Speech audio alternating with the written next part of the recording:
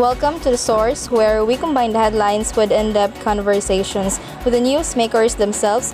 I am Rihanna Faith Sahulga. I'm Russell J. Villanas, CNN Philippines. Today on the program, Members of the Socorro Bayanihan and Services Incorporated are expressing outrage over the Senate investigation into allegation of abuse within the community. The Philippines weighs its legal options against China over the destruction of coral reefs in the West Philippine Sea. Super Typhoon Mawar slightly intensifies as it continues to move towards the Philippines. And for the entertainment news, K-pop idol Twice rocks the Philippine arena stage.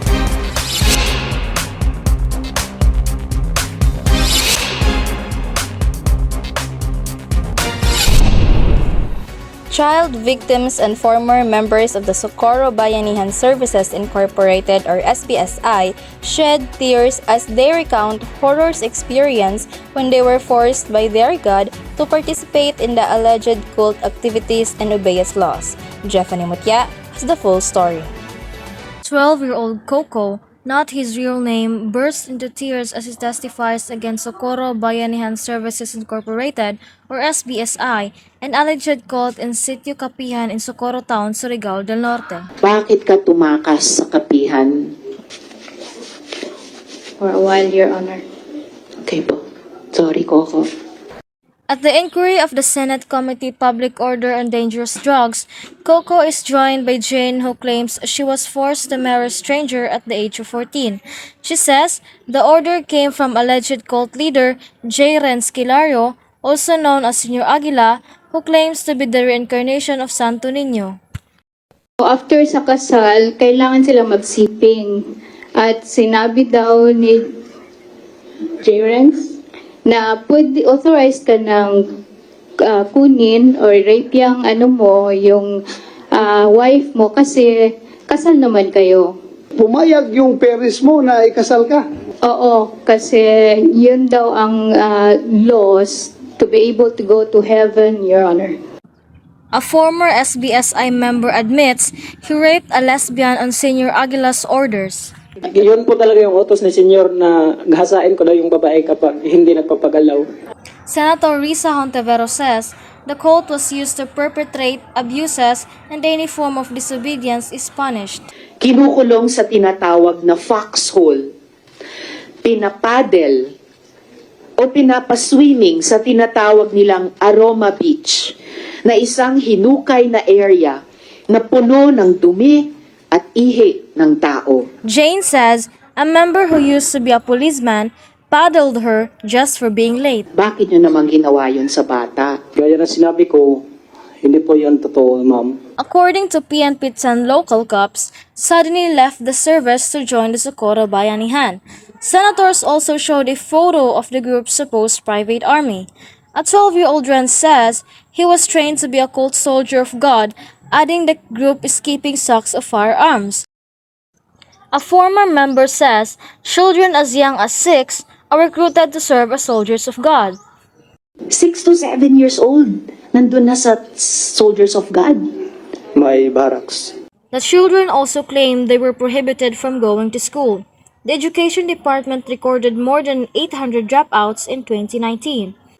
Kilario strongly denies the allegations. He was accompanied at the Senate by over 30 officials and members of the Socorro Group, including a former mayor. Yung mga bata, pinapayagan naman yan na lumabas.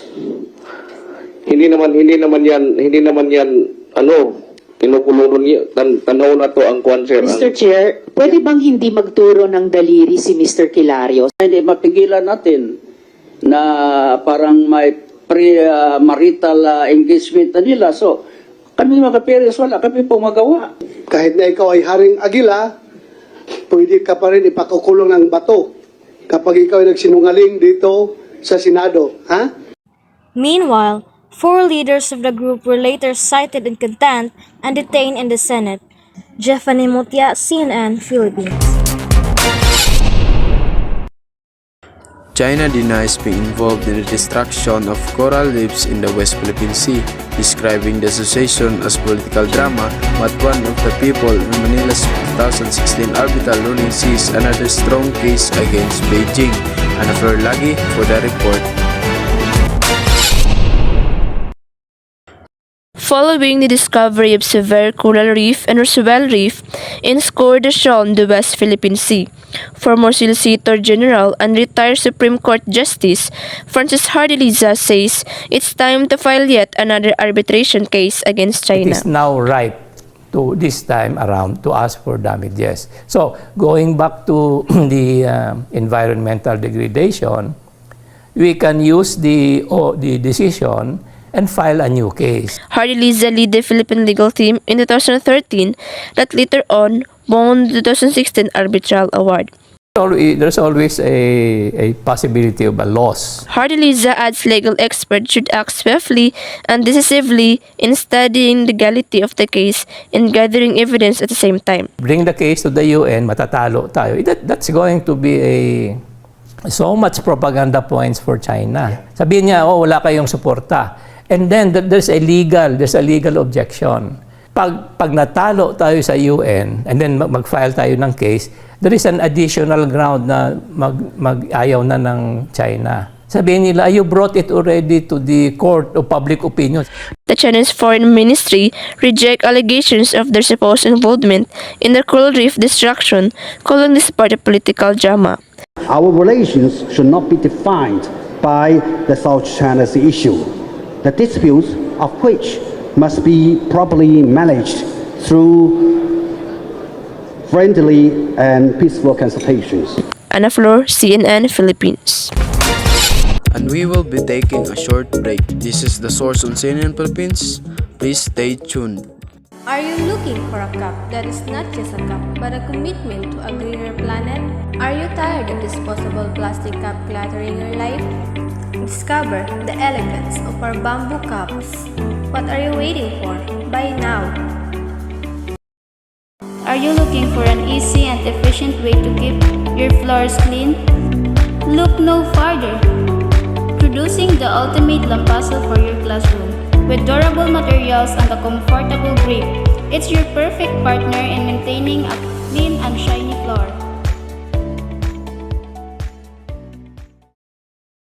Super Typhoon Mawar slightly gained strength as it continued to move westward over the Pacific Ocean outside the Philippine area of responsibility.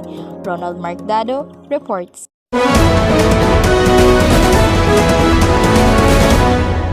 Threat of the storm, President Ferdinand Marcos Jr. said, the government is preparing for the possible effect of the typhoon. In its 11 p.m. update, the Philippine Atmospheric, Geophysical, and Astronomical Services Administration shared, Mawar was located 1,840 kilometers of southeastern Luzon. Mawar may enter the country with them monitoring on Friday evening or Saturday morning. Ronald Marcdado, CNN Philippines. For the entertainment news, K-pop idol Twice giving their all-out performance during their concert at Philippine Arena. Alexandra Faustino has the full story. After 4 years, K-pop girl group Twice reunited with their fellow ones in a 2-day concert at the Philippine Arena in Bulacan on September 30 and October 1. Fellow ones got to meet their girls Nayeon, Jonghyun, Momo, Sana, Jiyu, Mina, Dayon, and Suwi. Bulacan concert was already a success, with thousands of fans filling the world's largest indoor arena to show their love and support on their first night. Sandra Faustino, CNN Philippines. Thank you for joining us here on The Source. I am Rihanna Faith Saholga. I am Russell J. Villana on CNN Philippines.